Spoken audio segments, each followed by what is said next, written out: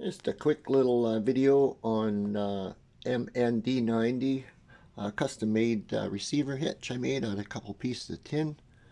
I'll just give you the rundown. It's a great idea. Works really good. Didn't cost me nothing, just a couple pieces of small tin. And another piece of small tin. I cut them both at 90s, squared them up. And I'll show you underneath the truck. I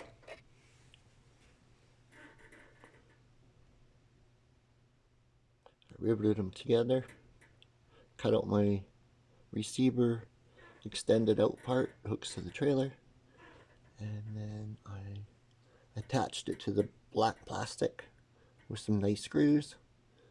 It seems to be very solid, should work good.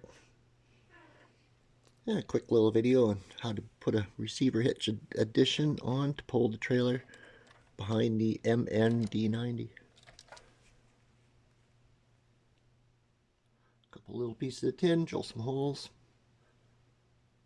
fab up your shape you want, distance out from the back. Looks really good from the back. You can't even tell it's even there. Works really good. Cool.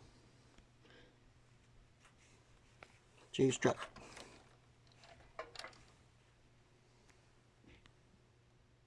Thanks for watching.